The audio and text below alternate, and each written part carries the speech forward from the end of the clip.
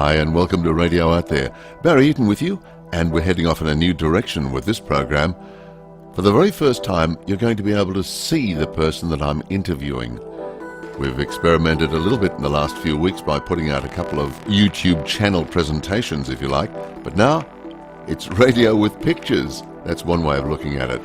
And this is an experiment, and hopefully it will get bigger and better as the weeks go by.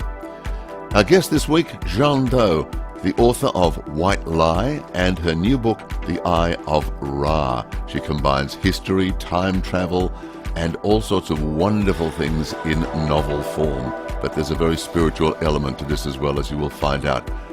Jeanne D'Aout is our guest this week on Radio Out There.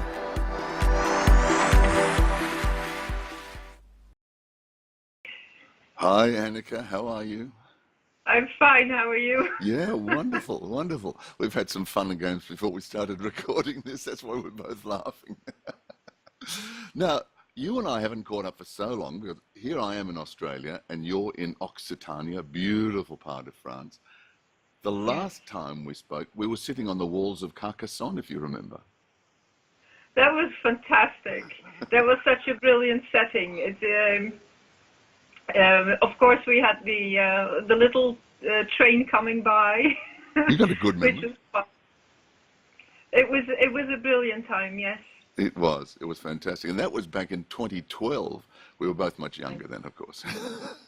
Yeah. But no, that was fantastic, and we were talking about your first book then, sitting on the walls with all these tourists mobbing around in that beautiful city of Carcassonne. Whereabouts are you right now in Occitania?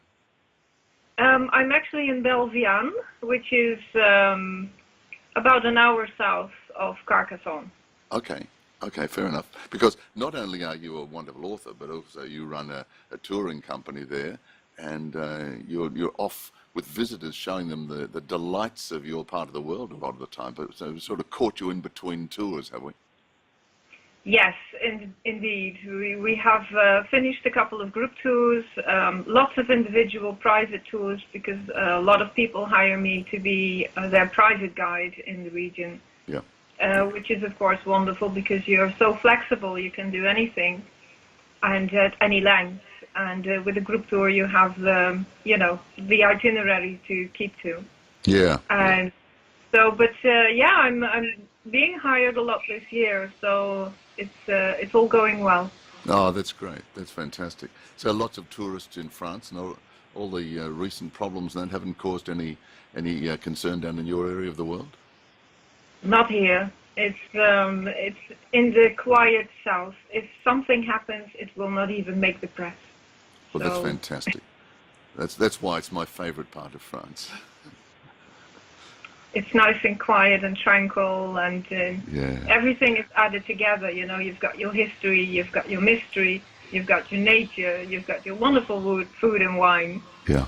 And it's a fantastic holiday destination, especially when you want to do something different, because everybody goes to the Provence anyway, to the Côte d'Azur. And at the moment, Occitania is being discovered as the Knights Templar land, the Cathar land, all the old mysterious orders have originated from this area, and it can be explained very, very easily. Yeah, well, that's what we talked about last time, the Cathars and all sorts of things, because that's an area of great interest to both of us. Do you think that was the atmosphere and the energy of that area that caused you to write the kind of material that you do for your books? Yeah, I think I've always been very, very much attracted to the mystery, the history, and especially when this region is so full of all of that. It sort of pulls out everything to put it in a book and make it a nice story so people can read it. Yeah. So I'm putting a lot in the book, not just history and the mystery, but also theories and all that sort. And I'm making it into a fast moving adventure story, which is always fun. Yeah, well, that's what it is. I mean, there seems to be a big move lately for people to take factual, spiritual, metaphysical themes and use them in a novel way, so that, when I say in a novel way, I mean in a way of a novel, to be able to sort of get through to a different audience, I suppose, if you like. But is that the way you've approached it? Yes, I think when I first thought of writing a book, I was thinking about whether I should or should not write fiction. Mm, Because there are so many non-fiction books on all those topics. tell me And about it. a lot of people, they don't read them because they're Yeah. boring. And even though, it maybe it's well written and it's very, very interesting, and, the diehards, esoterics, they will read it anyway. Mm, But reach a larger audience to also get younger people involved in this. And yeah. I needed to hide the medicine in the cookie. That's a good way of putting it. Hide the medicine in the cookie. I like that. So, and also because what do we know? The mystery of life is Yeah. so big Yeah. that we can only take a humble guess at it. And if I put it in a fiction book, I can just put it on the table, let people take it or leave it. Yeah. And if they don't use it, if they don't have any, that it doesn't matter to them, Mm, that it has esoteric material, then at least they've had a nice adventure story. mm. That's true, yeah. So, So they can enjoy their mysteries and everything one biscuit at a time. right.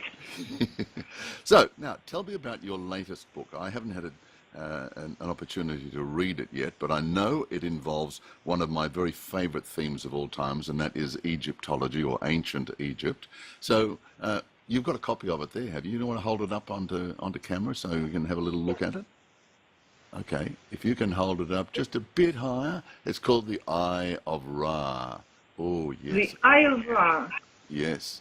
And you've got a wonderful hieroglyphic there under. Do you know what? I've got a oh, grief. I've got I a remember. plaster cast of a hieroglyphic almost exactly like that I got in Egypt back in 1977 outside the temple of Queen Hatshepsut. And it is one of the stelae which was depicted at the temple itself, and it looks very similar to your front cover. So where did you get that image from? Well, it's a very famous image of Akhenaten and his family. Ah, there you go. Yeah, Akhenaten is he's the pharaoh of Egypt that around 1350 BCE Yeah. Started something like monotheism. It wasn't really monotheism because he did allow one or two side gods, Yeah. deities, but like the cow and the Hathor, yes. a little bit of that. It's Yeah. not exactly, but because of his wife, she came possibly from Crete, and she brought with her that cult that venerates the bull and the cow as the mother goddess, which is of course in Egypt everybody already knew the Hathor goddess. That's Isis, Yeah. which is really Isis. It's Outset, Yeah. the original Egyptian name. Yeah. Yeah. But she is the one with the horns on her head, and then the sun is in between the horns. Mm. When you have Akhenaten reigning, he wanted to do just Aten, just one God. Yeah. God is all. All is one and one is all. Yeah. And he really had to be a little bit military about this, because that was plunging Egypt into an economic disaster, because multi-deism, the polytheism, was very, very good for economy. There were so many statues of so many gods being sold, and Yeah. all the gods were venerated, all the priests were needed, high priests were needed to do all the rituals, the festivals, and the whole thing. That was a money-making industry. Certainly was. He So really got the priests offside with all of this too. They were very, very much against monotheism, weren't they? of course, they would lose all the money, all the power. Mm. So, no, Akhenaten managed to keep this going for 17 years. Mm. And then he disappeared. Some believe that he actually died or was murdered. With thinking about maybe he was in tomb 55, and DNA has given us the theory also that he was Tutankhamun's father. Mm.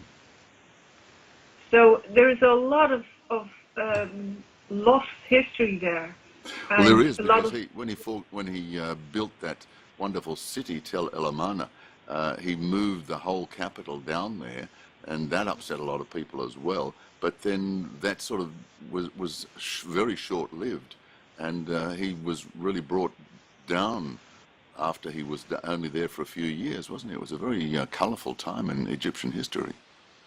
Yeah, it's, I've tried to explain the situation in the Eye of Rah, which means that if you're interested in Akhenaten, by all means, download or buy a copy. It's both available in hard copy and in ebook version.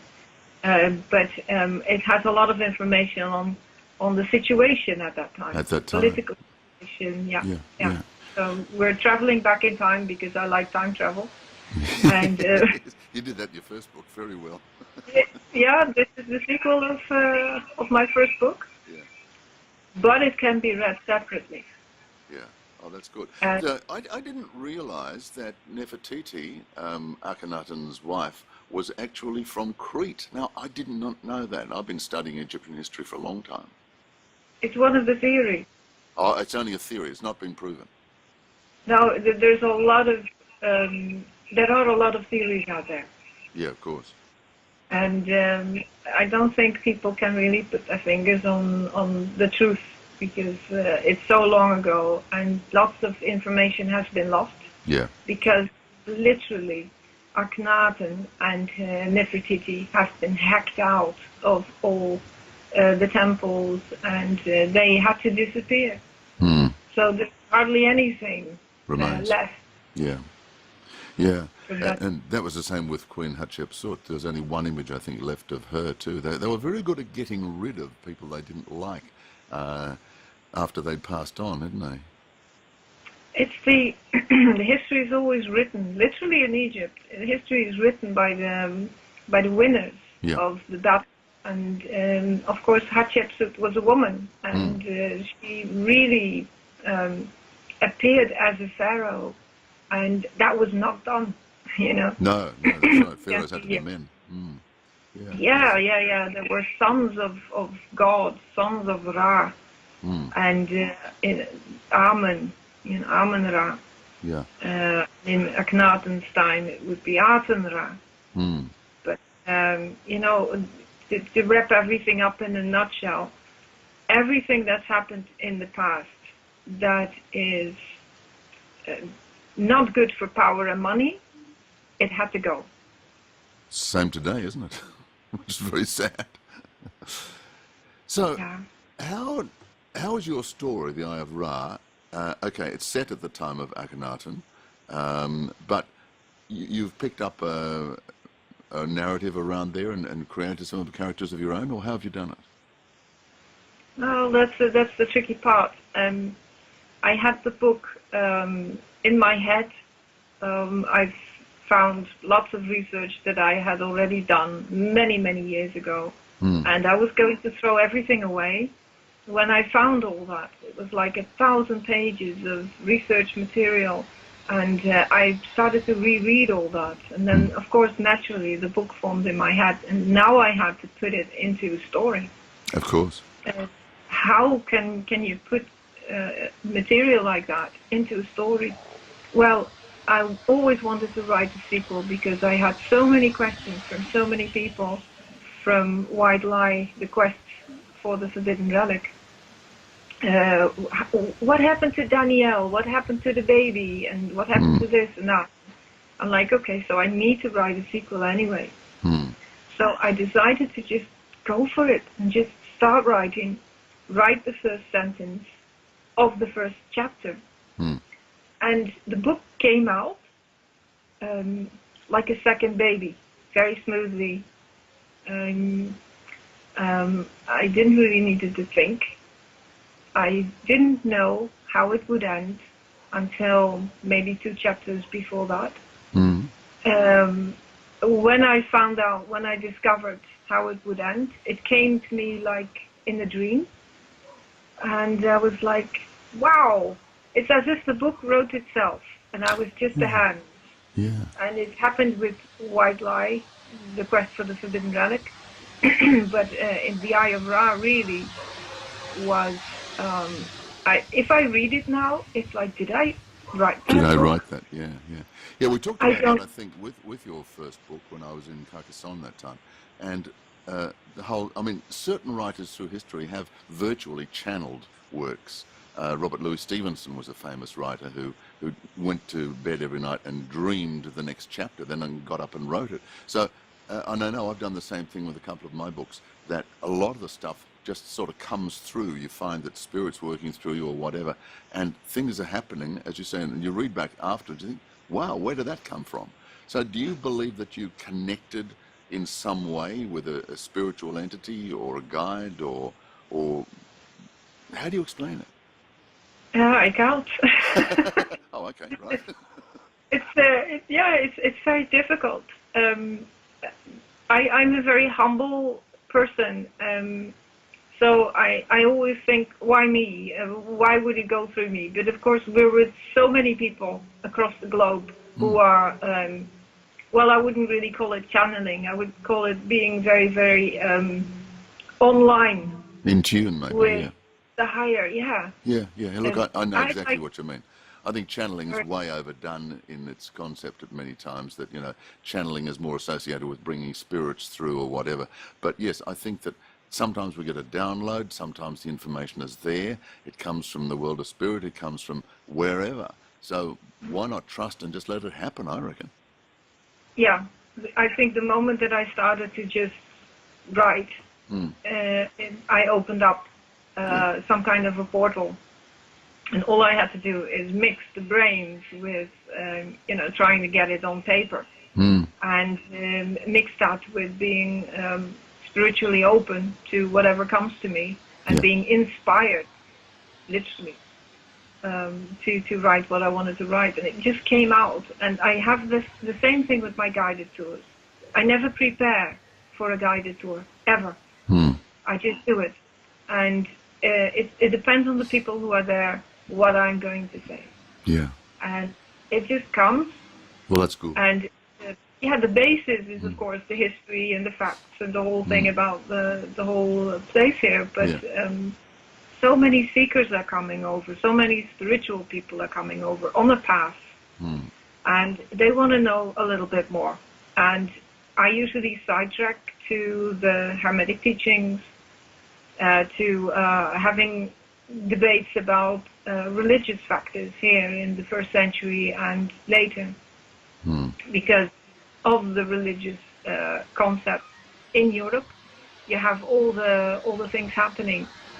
So it's like a big power place, a PowerPoint Presentation. presentation. Mm. Yeah. Yeah.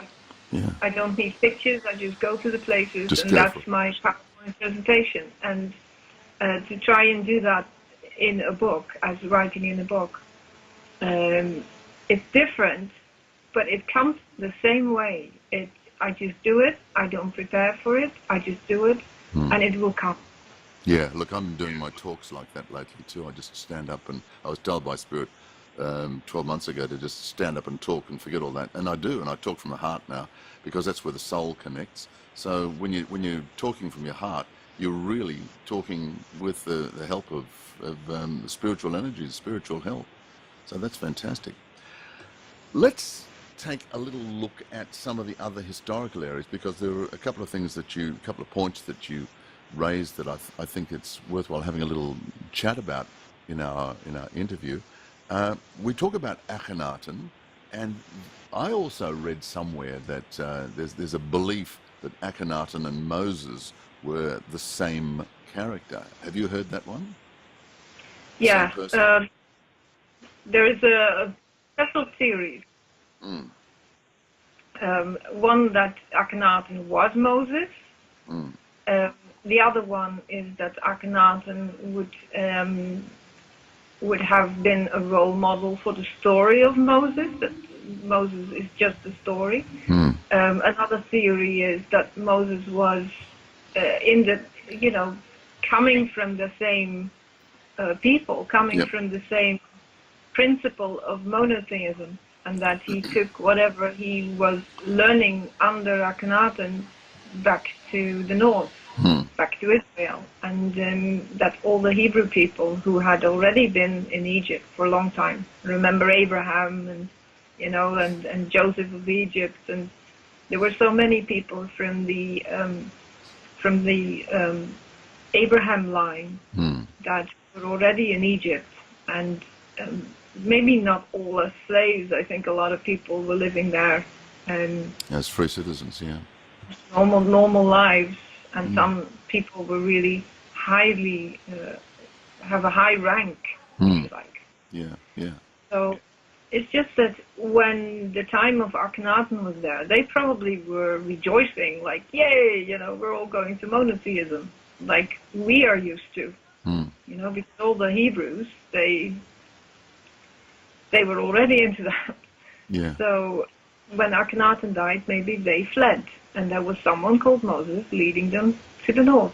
Yeah, well, as you say, that's one theory. I was reading an archaeological report only about a week ago saying that as far as history, Egyptian history, written history, there is never ever a mention of a Moses anywhere. There was never any mention of all of these thousands of so-called slaves leaving, and there's no way that could have happened unless it was recorded somewhere along the line, and it never has been, so that it's being written off by a lot of archaeologists as just pure anecdotal stuff out of the Bible.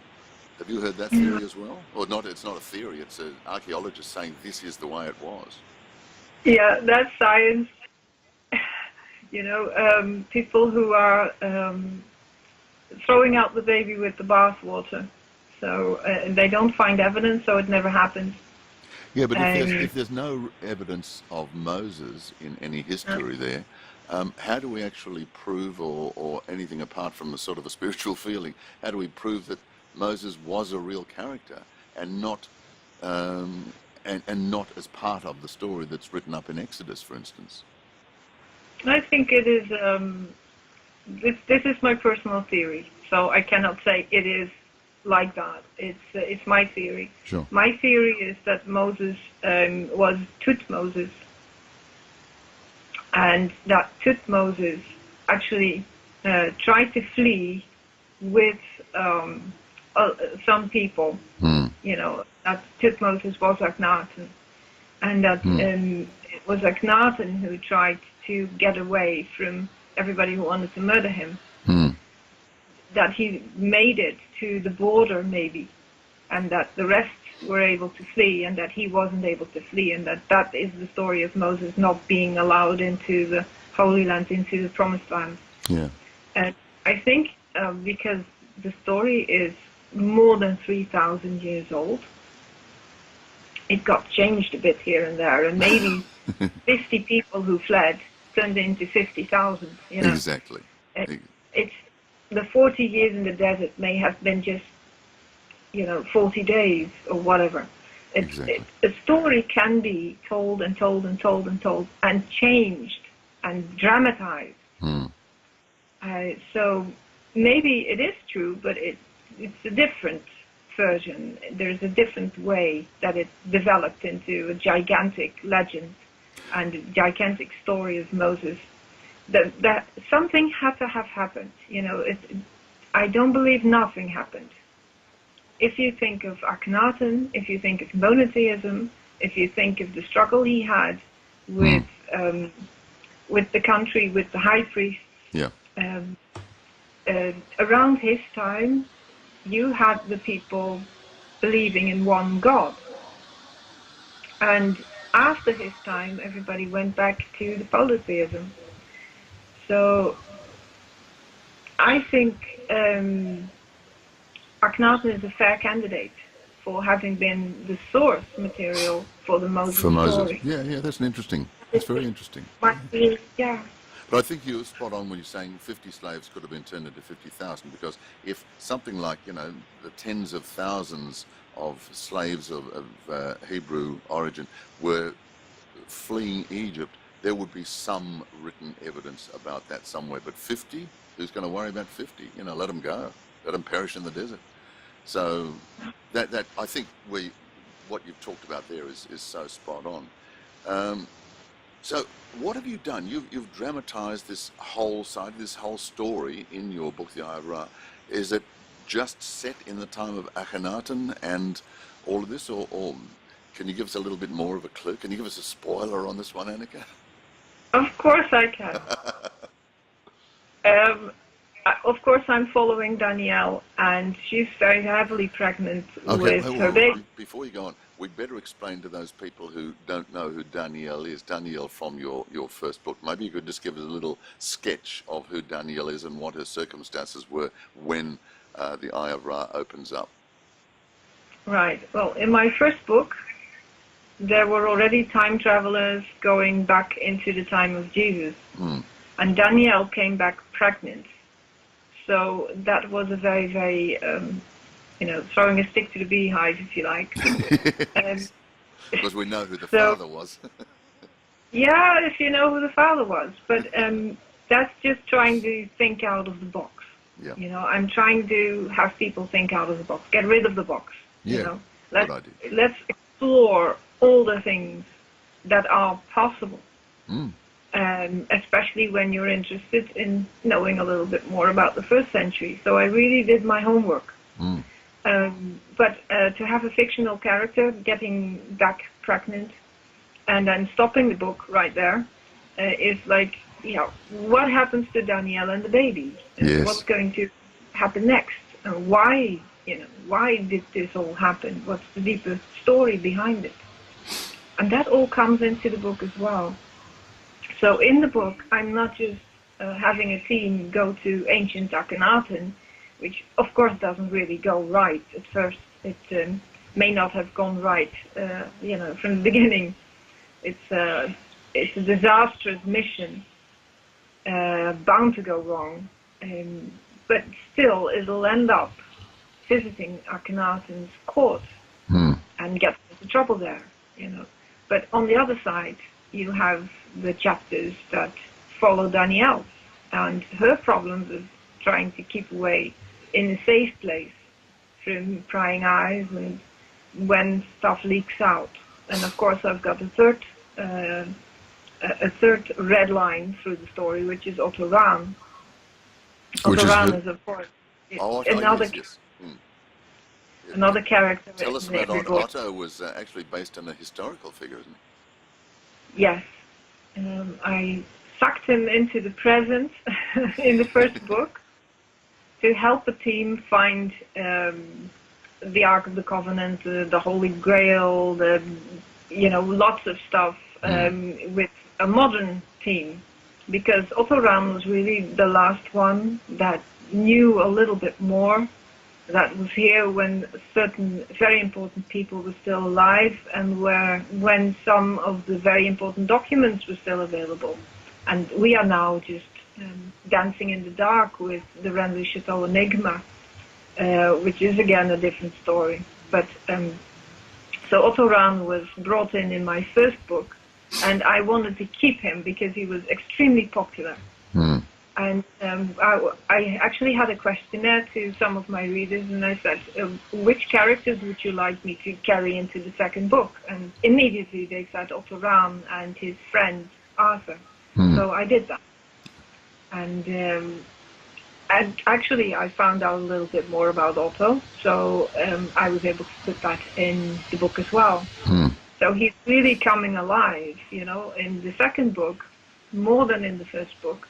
I am on the characters of the book, the emotions, what plays in their heads, where do they come from, what are their traumas. It's more philosophical, but it still has a very, very scary ticking clock on all fronts. So that's life, isn't it, though? Ticking clocks, yes.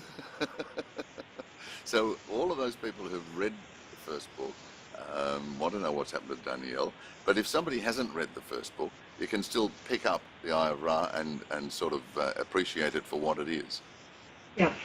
Okay, And that's in case people would read the Eye of Rah first, yes, and they really want to read White Lie, The Quest for the Forbidden Relic, yeah. then I think White Lie would be a fantastic prequel.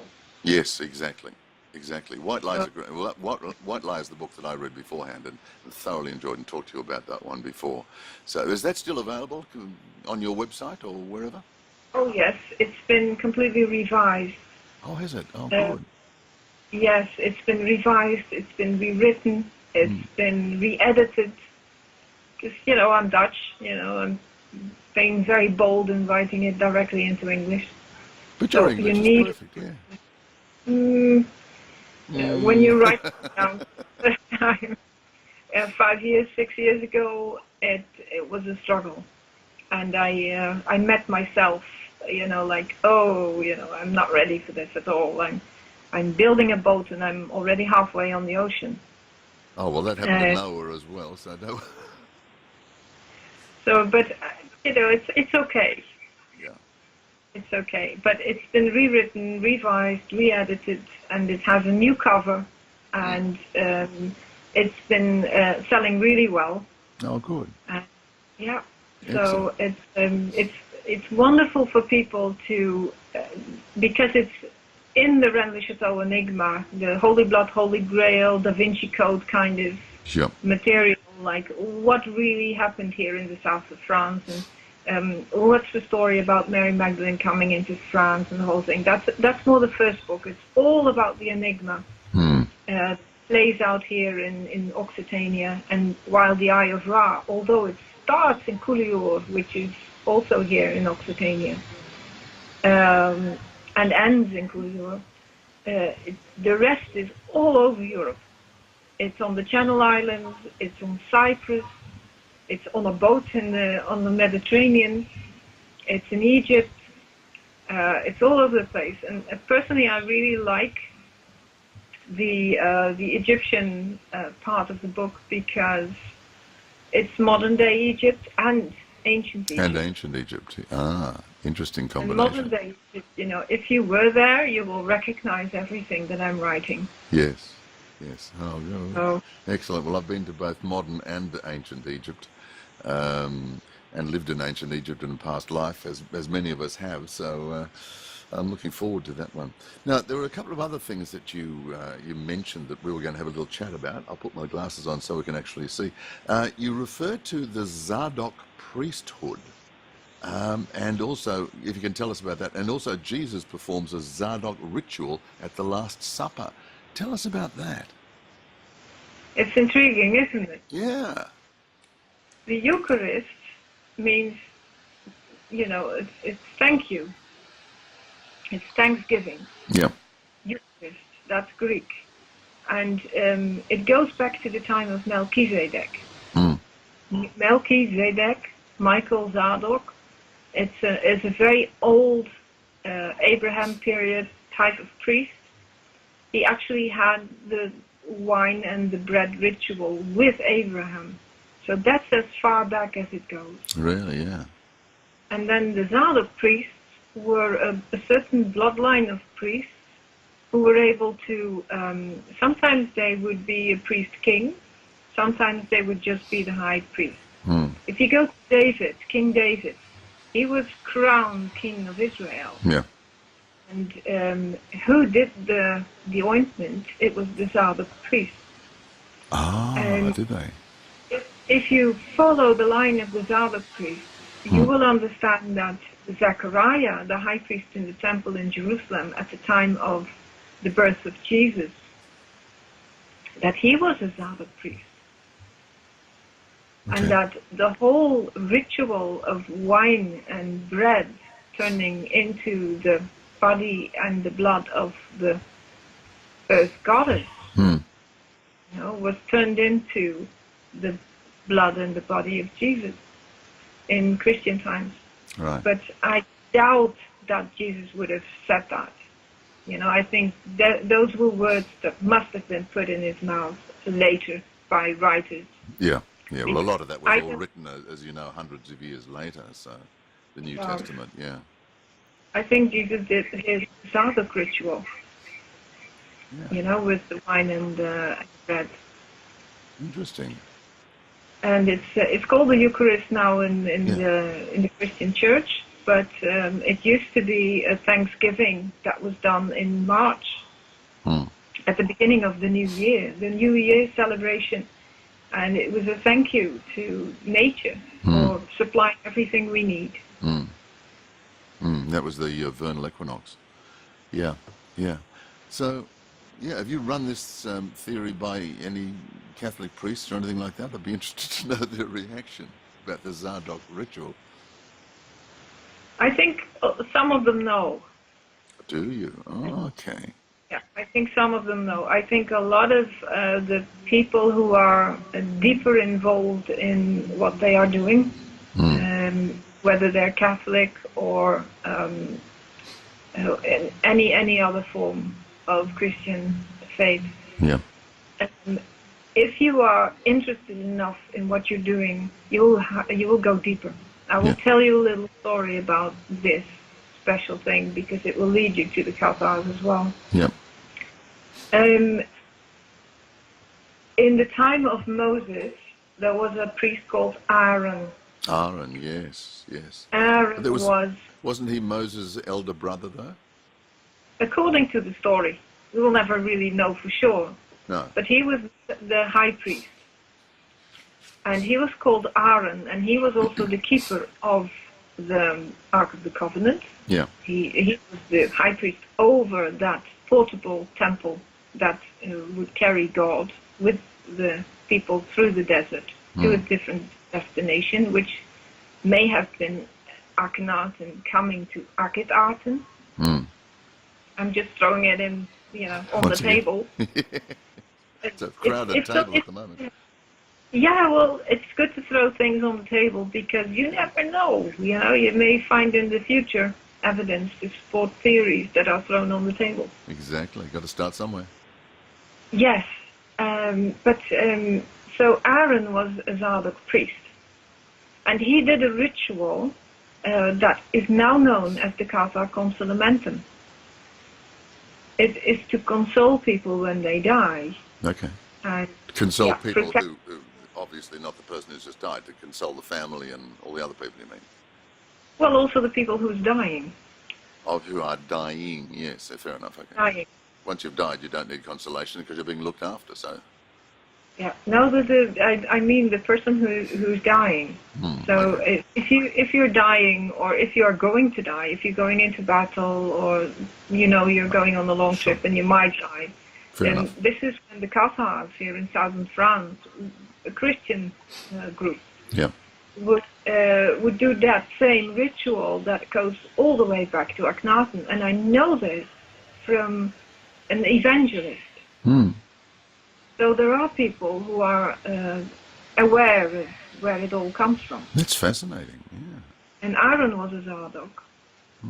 So Aaron was a Zadok? A Zadok, yeah. Ah. You can look that up. The trick is, we are in the West, we are so stuck with the Christian version. We're brought up with the Christian version of everything. Yeah. And we forget that the whole basis is Jewish.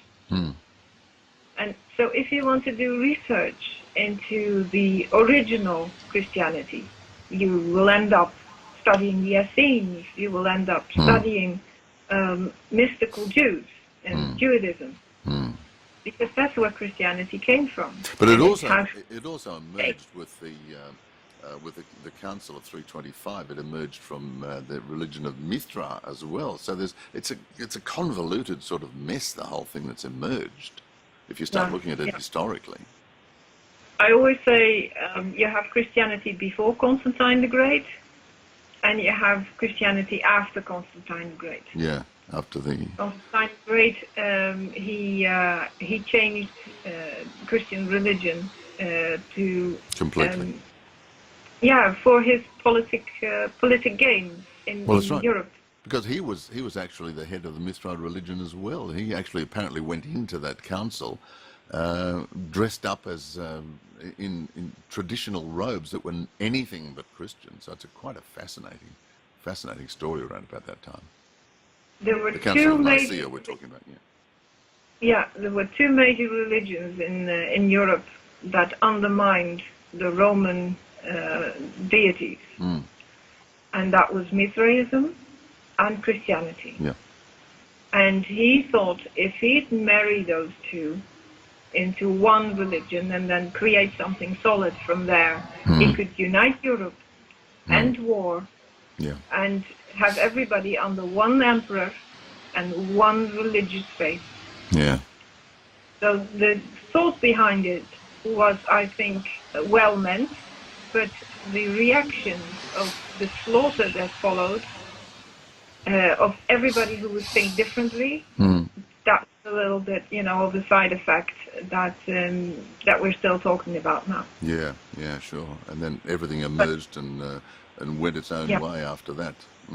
Okay. So if you want to study the basis of Christianity, you have to go before Constantine the Great. Yeah. And if you are really interested, then go to the 1st century and then step out of Christianity altogether and go to Jerusalem, go to the archives, and look up all the information that you have on the Hasmonean royal house and the Zaldok priesthood, and then you're there.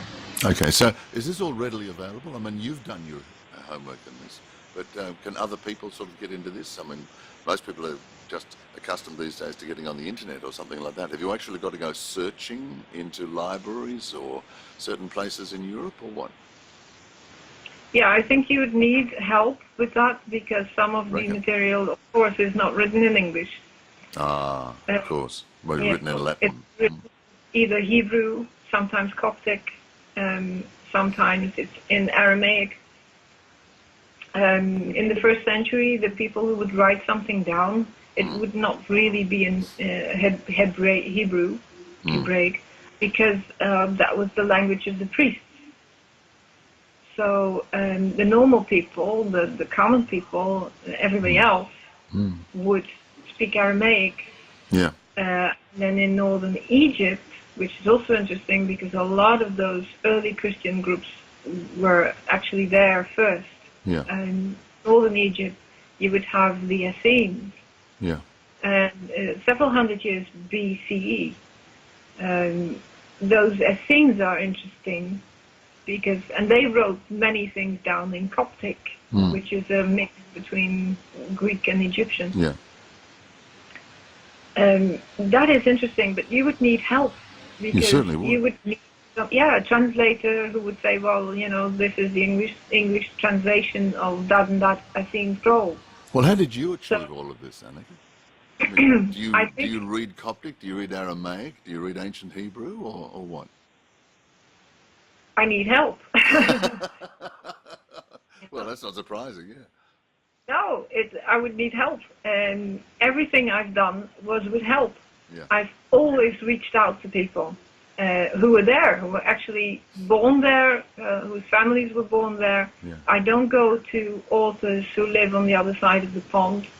I really go to the core of the country. Yes. And if I talk to people, if I interview people, or if I have questions in emails, I go to the right people. Yeah. And the professors who actually were born there and know their stuff and are not influenced by Christianity or any other religion.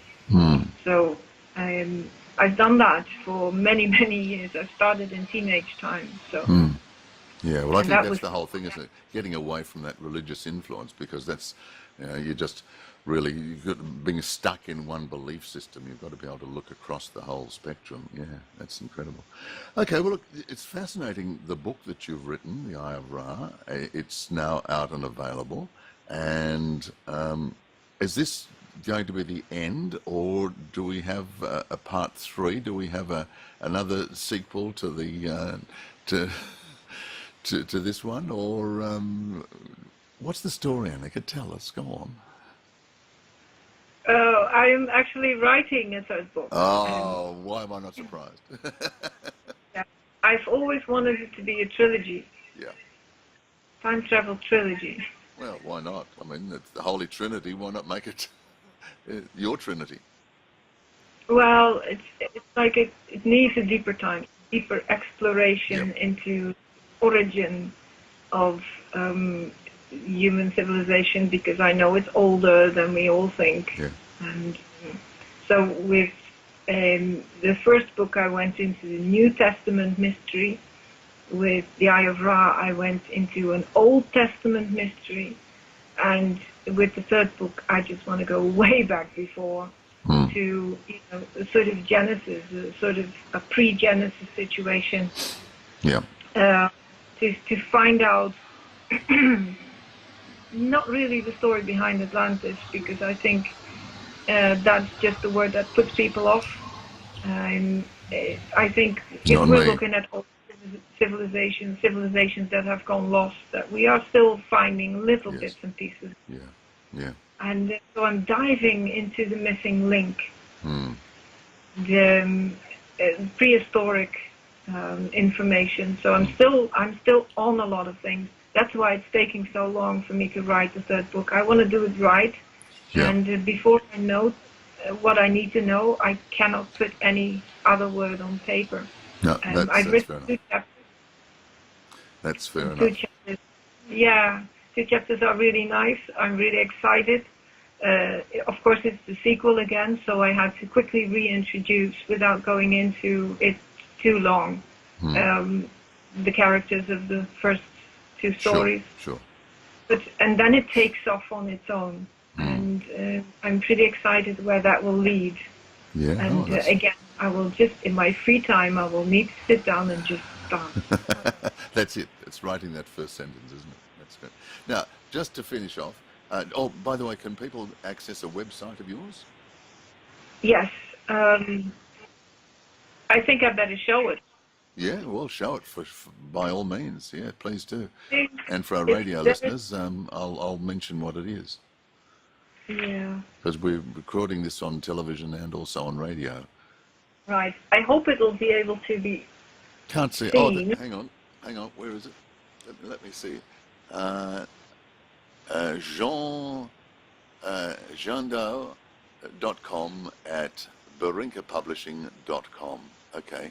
Anyway, I'll put that up for our radio listeners as well. And do you want to put... Those are 2 different websites. Yeah. So jeanne.com. Yep. That's one. Yeah. And barinkapublishing.com is the other one. Okay, all right, that's great. We have an instant graphic there. That's fantastic. All righty, and do you want to just hold up the cover again for us? This is instant television here. There it is, The Eye of Rah. That's it. It's flaring a little bit, but no, that's looking good. That's looking great. Annika, it's been fantastic catching up with you again, and I can't wait to get back over to Occitania to be able to see you again and everything, and just do more exploring. It's one of my favourite parts of the world. Annika, lovely to talk to you again. Wonderful. It was wonderful to be here. Thank you so much.